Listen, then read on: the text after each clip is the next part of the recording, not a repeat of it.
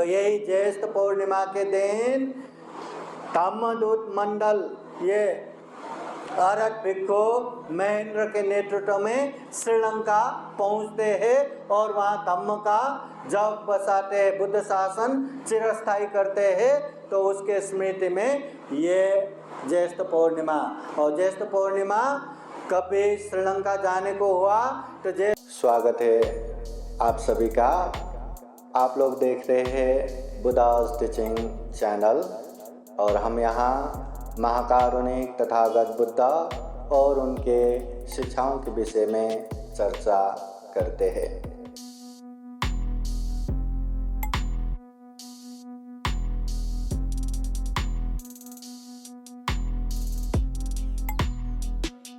साधु साधु साधु पुण्यं से पुरुषो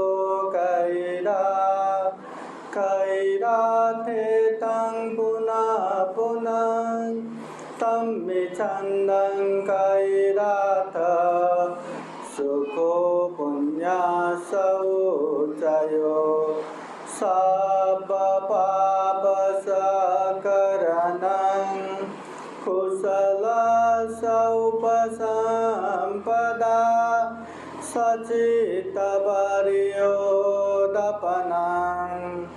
एतं बुद्धान शासनं मन साधो साधो साधो।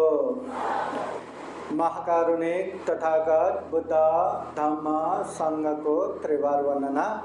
परम पूजनीय बोधिसत्व डॉक्टर बाबा साहब अम्बेडकर आज के विशेष ज्येष्ठ पूर्णिमा के उपलक्ष्य में ये महाविहार धम्मभूमि शिवनी बीड में आयोजित ये कार्यक्रम में उपस्थित पूजनीय भिक्षु संघ, श्रावणीगण, संपूर्ण श्रद्धा संपन्न बुद्धि संपन्न उपासक उपासिकाएं, आज हम ज्येष्ठ पूर्णिमा मना रहे हैं। एक महीने पहले भव्य दिव्य वैशाख पूर्णिमा बुद्ध पूर्णिमा संपन्न हो गया। तथागत बुद्ध ने जो जन्म, तथागत बुद्ध का संबोधि लाभ, तथागत बुद्ध के महापरिनिर्वाण, त्रिविध पावन वैशाख पूर्णिमा बुद्ध पूर्णिमा एक महीने पहले ही संपन्न हुआ। अभी ये ज्येष्ठ पूर्णिमा है, आने वाली पूर्णिमा एक महीने के बाद ही आषाढ़ पूर्णिमा आ रहा है। आषाढ़ पूर्णिमा बोले तो तथागत बुद्ध बुद्ध बनने के लिए जो महाविनिष्क्रमण दरबार छोड़ के जाते हैं, आषाढ़ पूर्णिमा के दिन बुद्ध बनने के लिए माँ के गर्भ में आते हैं। आषाढ़ पूर्णिमा के दिन बुद्ध बन के सबसे पहले धम्म चक्र प्रवर्तन करता है, यही आषाढ़ पूर्णिमा के दिन। और आषाढ़ पूर्णिमा से भिक्षुओं का 3 महीने का वर्षावास शुरू होता है। भिक्षु संघ को नियम बना के स्वयं तथागत बुद्ध भी 3 महीना एक ही जगह अधिष्ठान करके वर्षावास रहते हैं। यह आषाढ़ पूर्णिमा, आषाढ़ पूर्णिमा और वैशाख पूर्णिमा के बीच का ये ज्येष्ठ पूर्णिमा है। वैसे देखा जाए तो हर पूर्णिमा बौद्ध जगत में महत्वपूर्ण है। जिस तरह अंधकार रात में ज्वलमान चंद्रमा रहने के बाद पूरा उजाला दिखता है, उसमें भी पूर्ण चंद्रमा का तेज ये पूर्णिमा के रात को दिखाई देता है। इसलिए हर पूर्णिमा बौद्ध जगत में उपोषण का दिन रहता है। बुद्ध धम्म संघ के शरण जाके 8 शील अष्टशील अच्छे से पालन करके उपोषण धारण करते हैं, अपने आप को संयमित रखने का कोशिश करते हैं ये पूर्णिमा के दिन। तो हर पूर्णिमा बौद्ध जगत में बहुत ही महत्वपूर्ण है। अभी ज्येष्ठ पूर्णिमा बोले तो इसका महत्व क्या है, क्या हो सकता है? एक कहानी, एक प्रसंग द्वारा आप लोगों को बताता हूँ ये ज्येष्ठ पूर्णिमा का महत्व क्या है।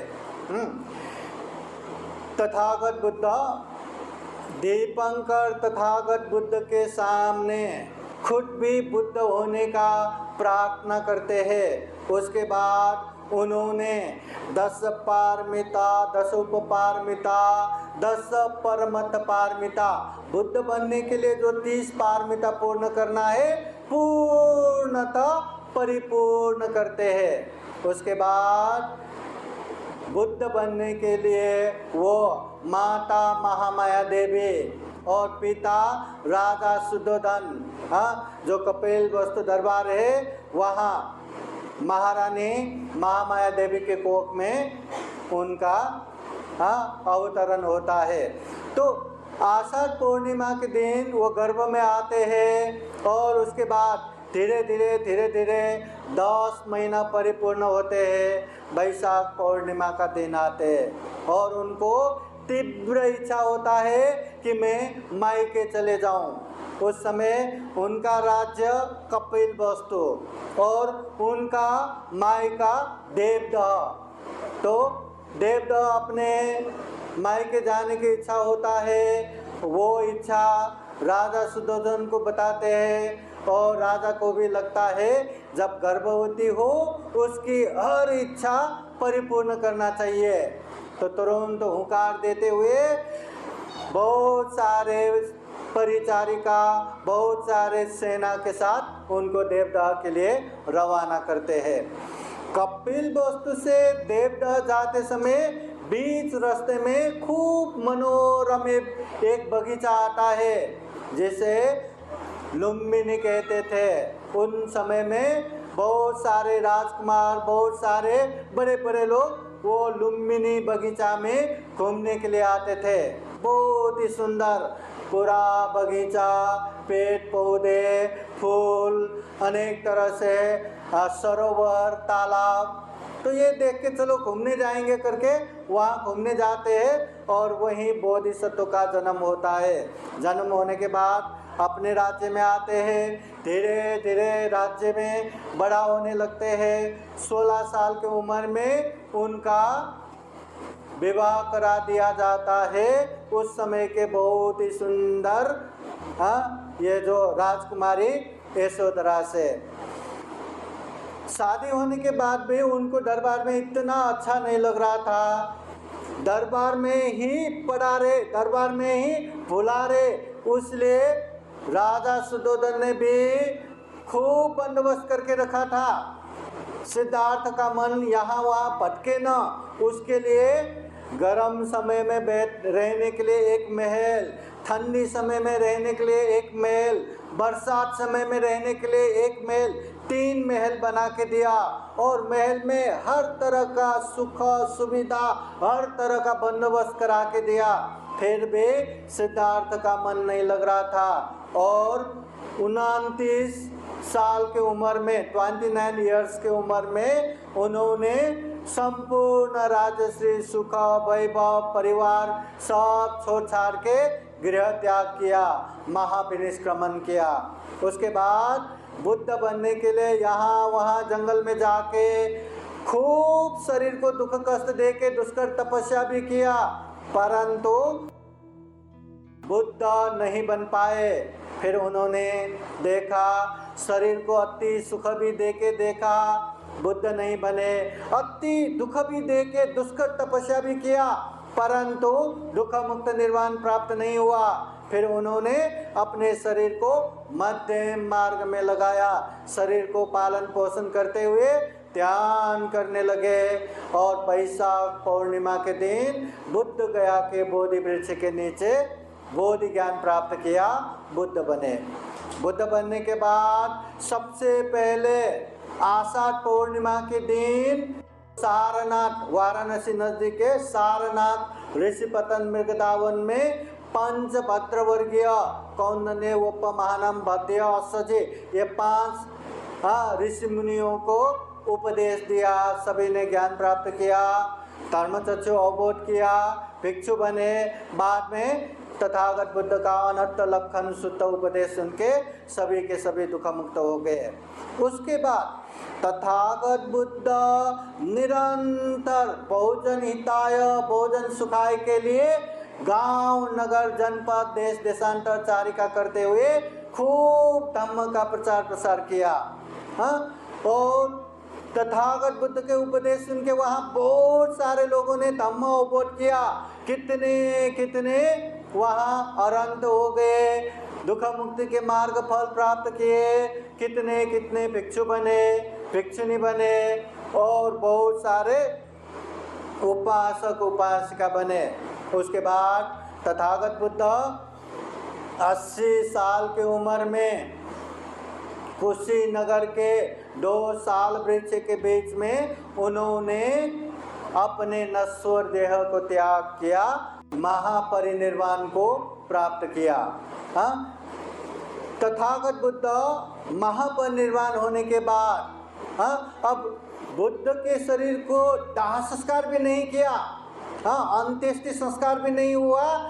वहाँ ऐसे भिक्षु भी निकल गए जैसे कि एक बूढ़े सुभद्र भिक्षु एकदम प्रसन्न होके खुशी से झूमने लगा।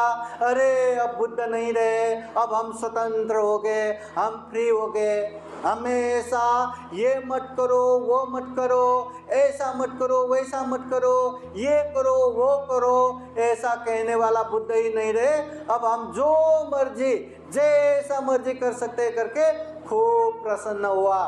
तो ये दृश्य देख के महाकाश्यप पंते उस समय के सबसे बड़े और अरहंत भिक्षु, उन्होंने ये देख के अरे बुद्ध अभी गुजर गए, उनके शरीर को अंत्येष्टि भी नहीं किया, अभी से ऐसे भिक्षु निकलने लगे। अगर अभी बुद्ध के धम्म को सुरक्षित नहीं किया तो आगे जाके ये धम्म सुरक्षित रहेगा, उसका कोई गारंटी नहीं। फिर महाकाश्यप पंते बुद्ध के अंत्येष्टि के तुरंत बाद जितने भी जमा हुए भिक्षु संघ है सबको वहाँ कहते हैं कि तथागत बुद्ध के धम्म को संगायन करना चाहिए, एक जगह जमा करना चाहिए। तो सारे भिक्षु संघ ठीक है करके मानते हैं। उसमें पहले संगायन में 500 अरहत भिक्षु रह के तथागत बुद्ध के धम्म और विनय को संगायना करते हैं, संग्रह करते हैं। धम्म तथागत बुद्ध के जो निजी उपस्थापक या सेवक बन के जिंदगी भर साथ रहने वाले आनंद भिक्षु द्वारा धम्म का संग्रह करते हैं। विनय में एक दग्ग प्राप्त अग्रस्थान प्राप्त उपाली भिक्षु द्वारा विनय का संगायना करते हैं। धम्म और विनय के रूप में तथागत बुद्ध के उपदेश संग्रह करते हैं। उसके 100 साल बाद फिर से विनय में अनेक प्रश्न उठते हैं, वो प्रश्न निवारण के लिए फिर से दूसरी संगायना करते हैं। और तीसरी बार सम्राट अशोक के समय में या धम्म के नाम पे अनेक संप्रदाय उत्पन्न होता है। उस समय 18 प्रकार के संप्रदाय स्पष्ट दिखाई दे चुके थे। तो सम्राट अशोक ने ये प्योर धम्म को मानने वाले को ही बुद्ध धम्म कह के बाकी सबको निष्कासन करते हैं, तीसरा बौद्ध संगायना करते हैं। तो सम्राट अशोक के समय में औरत भिक्षु मुगली तीर्थेरों के सभापतित्व में तीसरा बौद्ध संगायना जो होते हैं उसमें तथागत बुद्ध के सारे धम्म और विनय को त्रिपिटक के रूप में संग्रह करते हैं। 3 पिटक 3 ग्रंथ के रूप में, सुत्त पिटक, विनय पिटक, अभिधम्म पिटक। और सारे त्रिपिटक को संरक्षण करने के बाद सम्राट अशोक ने और एक काम करते हैं कि जो भी तथागत बुद्ध के धम्म है धम्मदूत मंडल बना के देश विदेश में धम्म प्रचार के लिए भेजते हैं।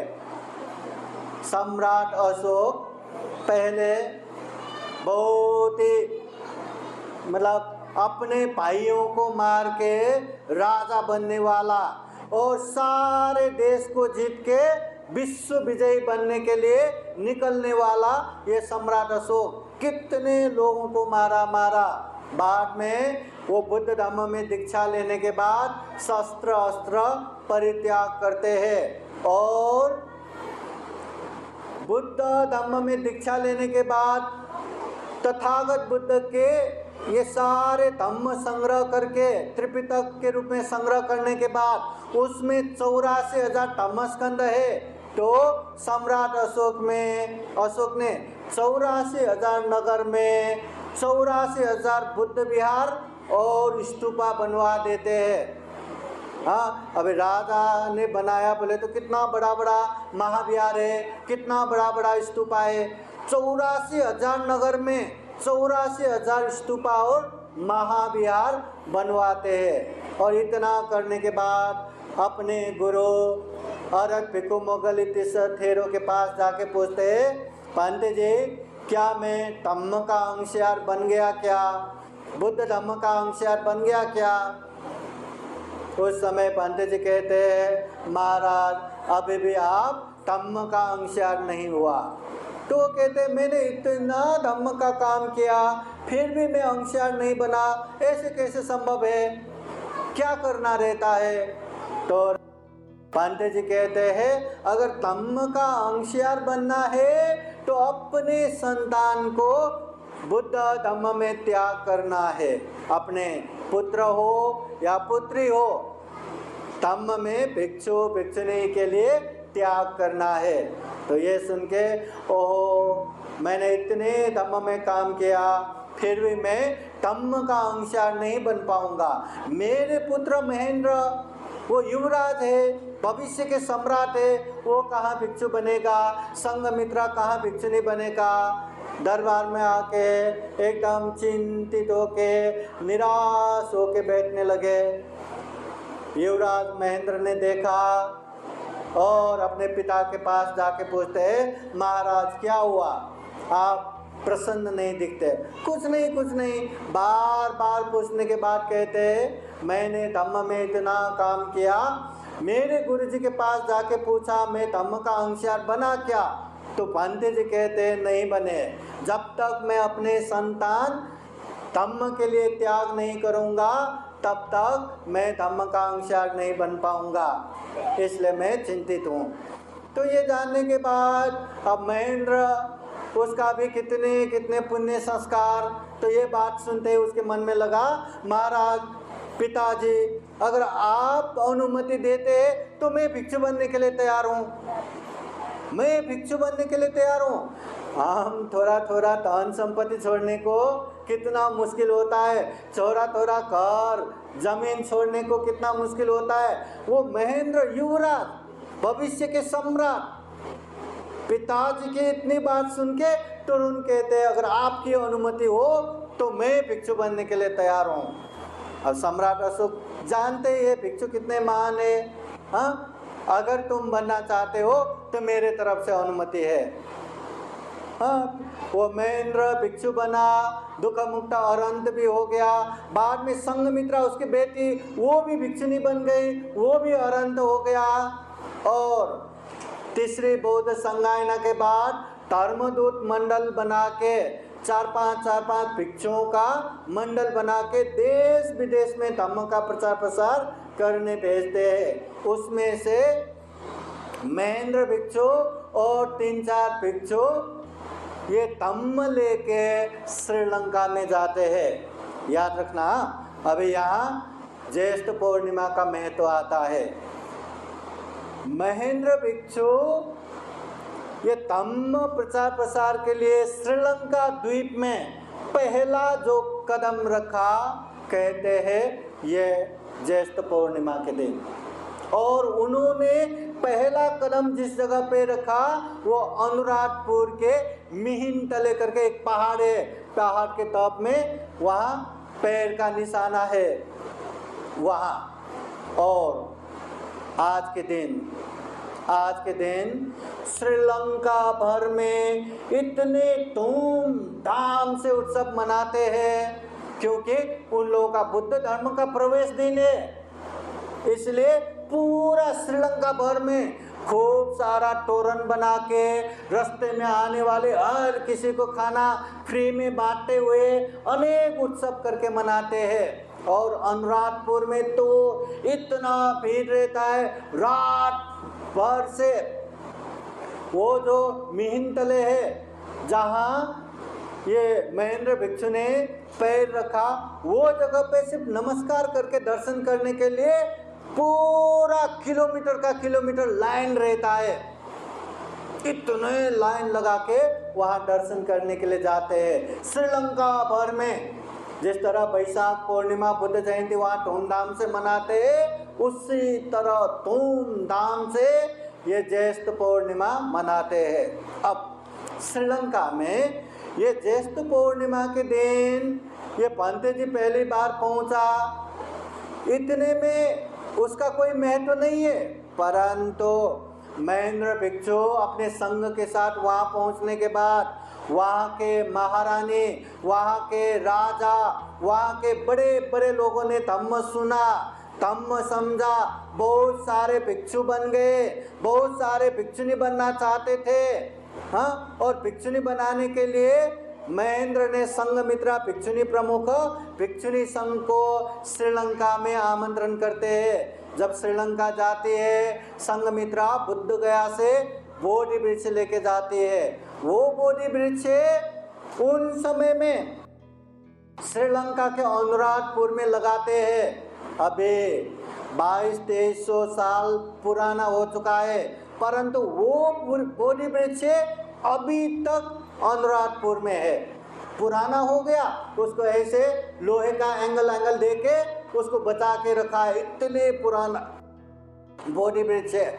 हाँ, उसमें नया नया भी आया हुआ है, परंतु पुराना भी उतना ही संरक्षण करके वहाँ बचा के रखा है। तो श्रीलंका में महेंद्र भिक्षु द्वारा भिक्षु शासन शुरू हो गया, संघमित्रा भिक्षुनी द्वारा भिक्षुनी शासन शुरू हो गया। भिक्षु भिक्षुनी वहाँ अच्छे से बनने के बाद वहाँ अरंत भिक्षु भिक्षुनियाँ भी हो गए। धम्म को खूब अच्छे से अध्ययन करके बचाने का काम भी हो गया। अब याद कीजिए, सम्राट अशोक के बाद भारतवर्ष में एक समय ऐसा भी आया कि पूरा धम्म विनाश हो गया। धम्म पालन करने वाले या तो मारा गया या तो देश विदेश में भागना पड़ा। पूरा भारतवर्ष में धम्म शून्य हो गया। ऐसे समय में ये श्रीलंका देश है जिन्होंने ये धम्म को बचाए रखा। आज श्रीलंका ने वो धम्म बचा के नहीं रखता तो शायद बुद्ध धम्म जिस तरह आज हमें पढ़ने को मिलता है, देखने को मिलता है, नहीं मिलता। श्रीलंका में इतना अच्छा धम्म का माहौल होने के बाद भी प्रथम बीसी पूर्व ये ईसा पूर्व प्रथम में वह इतना अनिकाल हो गया, इतना दुष्काल हो गया कि लोगों को खाना भी बहुत मुश्किल से मिलने लगा। अभी लोगों को ही खाना नहीं मिल रहा है तो भिक्षा से जीविका करने वाले भिक्षु संघ को कहाँ से मिलता। ऐसे समय में भी वो रेती गरम कर करके उसको पोटली बना के पेट में बांध के भी वो धम्म को जिंदा रखा भिक्षु संघ ने। तो ऐसी हालत देख के राजा दुतगामी अभय ने अरे इस तरह तो इतना दुर्लभ धम्म नाश होगा, इसको बचाना है। जैसे ही दुष्काल खत्म हो गया, अनिकाल खत्म हो गया, राजा ने पहला काम धम्म को संरक्षण करने का काम किया। सारे भिक्षु संघ को आमंत्रण करके चौथा बौद्ध संगायना करवा के सारे त्रिपिटक ग्रंथ को ताड़पत्र में लिखने का काम किया। उससे पहले कोई भी धम्म लिखित रूप में सुरक्षित नहीं थे। तो राजा दुतगामी अभय के समय में चौथा बौद्ध संगायना करके सारे त्रिपिटक को लिखित रूप में संरक्षण किया। फिर उसके बाद पांचवा बौद्ध संगायना ये म्यांमार के मांडली में हुआ। सारे त्रिपिटक को शुद्ध करके संगमरमर में मार्बल में लिखने का काम किया और हर मार्बल के ऊपर स्तूपा बना के मांडले में रखा है। और छठा बौद्ध संगायना बुद्ध संवत 2500 में ये म्यांमार के रंगून में संपन्न हुआ, उस समय सारे त्रिपिटक को शुद्ध करके पुस्तक के रूप में चारों ओर प्रचार प्रसार करने का काम किया। तो इस तरह पूरा भारतवर्ष में एक समय जब बुद्ध धम्म नष्ट हो गया, यही श्रीलंका में बुद्ध धम्म बचा के रखा और उसने फिर से एक बार सारे दुनिया को ये धम्म दिया।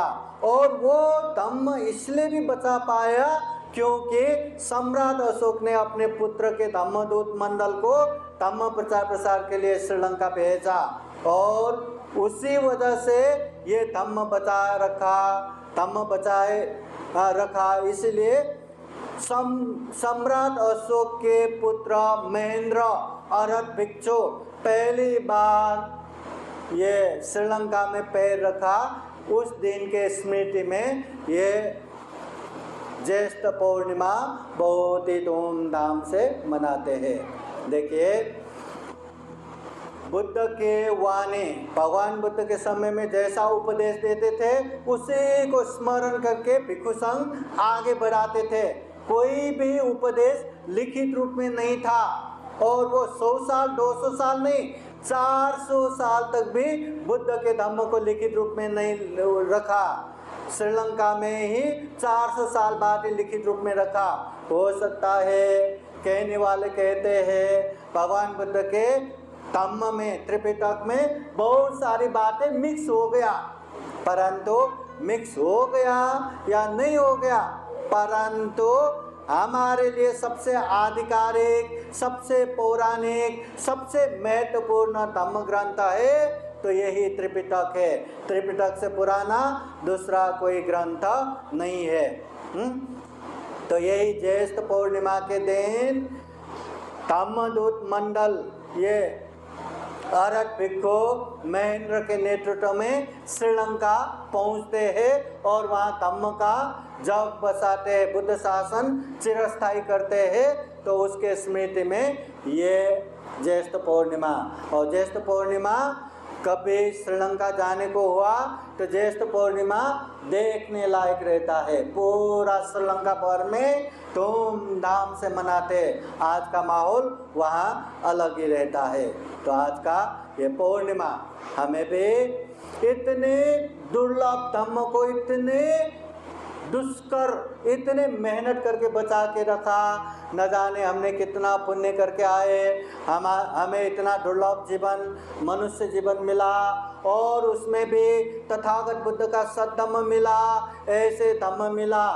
तो हमें ये धम्म को जानते हुए, समझते हुए खूब अच्छे से पालन करना चाहिए, खूब अच्छे से व्यवहार में अभ्यास करना चाहिए। याद रखना उपासक उपासिकाएं, दुनिया में केवल और केवल इंसान ही है जो अच्छे बुरे समझ सकते हैं, पाप धम्म समझ सकते हैं और हर पाप से दूर हो सकते हैं, हर पुण्य कार्य में आगे बढ़ सकते हैं। ये केवल और केवल इंसान ही कर सकते हैं। इंसान छोड़ के कोई भी जीव जंतु पशु पंछी कीट पतंग पाप धम्म नहीं समझ सकते, उचित अनुचित नहीं समझ सकते, पाप से दूर नहीं हो सकते, पुण्य कार्य में आगे नहीं बढ़ सकते। और पुण्य नहीं करेंगे तो सुख शांति नहीं मिलेगा, पाप से दूर नहीं होंगे तो दुख शांति से दूर नहीं हो पाएंगे। अत्ताई अतनो नाथो कोई नाटो परोसिया, बुद्ध कहते हैं हम खुद के मालक खुद ही है, कोई हमारे मालक नहीं है। सभ्य सत्ता कम सका, या जैसा जो जैसा कर्म करता है, काम करता है, उसको वैसा ही परिणाम मिलता है। तुम में ही कि चंगा टपो अखा टारो तथागता, बुद्ध भी कहते हैं करना तुम्हें ही है, करना हमें ही है। बुद्ध केवल राह दिखाता है, धम्म बताता है, वो धम्म को जान के समझ के पालन हमें ही करना है। जो व्यक्ति ने धम्म को अच्छे से सुना, अच्छे से पालन किया, वो निश्चित रूप से दुख मुक्ति के मार्ग फल प्राप्त करते हैं। जो व्यक्ति धम्म सुनते ही नहीं, उनकी तो क्या ही कहना। जो व्यक्ति धम्म सुनते हैं पर समझते नहीं, उनको भी जाने ही दो। जो व्यक्ति धम्म सुनते हैं और समझते भी है परंतु पालन नहीं करते तो आगे जाने का रास्ता ही बंद हो गया। और जो व्यक्ति धम्म सुनते भी है, धम्म का पालन भी करते हैं, दान भी देते हैं, शील भी पालन करते हैं, ध्यान साधना भी करते हैं, अच्छे धम्म का अभ्यास भी करते हैं, वो व्यक्ति दुख मुक्ति के मार्ग फल पे पहुंचने का चांस है। और जो व्यक्ति धम्म को जान के समझ के पालन करते हैं और परिपूर्ण होते हैं, ऐसे व्यक्ति निश्चित रूप से दुख मुक्ति के मार्ग फल पहुँचते हैं। श्रोतापति फल, सकितागामी फल, अनागामी फल और अर्थ फल भी प्राप्त करते हैं। तो उपासक उपासिकाएं, इतना दुर्लभ जीवन मिला है।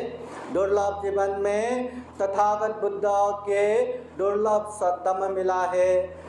बाबा साहब की पुण्य ही इतना अच्छा धम्म मिला है, तो वो धम्म को खूब अच्छे से जाने समझे और व्यवहार में पालन करते हुए खूब सारा पुण्य धम्म करते हुए दुख मुक्त निर्वाण की तरफ निरंतर आगे बढ़े। ये दुर्लभ या अमूल्य प्राणी जगत में सर्वश्रेष्ठ मनुष्य जीवन को सफल बनाए, सार्थक बनाए। फिर एक बार आप सभी के जीवन में खूब खूब सुख हो, शांति हो, मंगल हो, कल्याण हो, ऐसी कामना करते हुए यह धम्म देशना यही समापन करते हैं। सभी का मंगल हो, सभी का कल्याण हो। भवतु सप्प मंगलम्। साधु साधु साधु।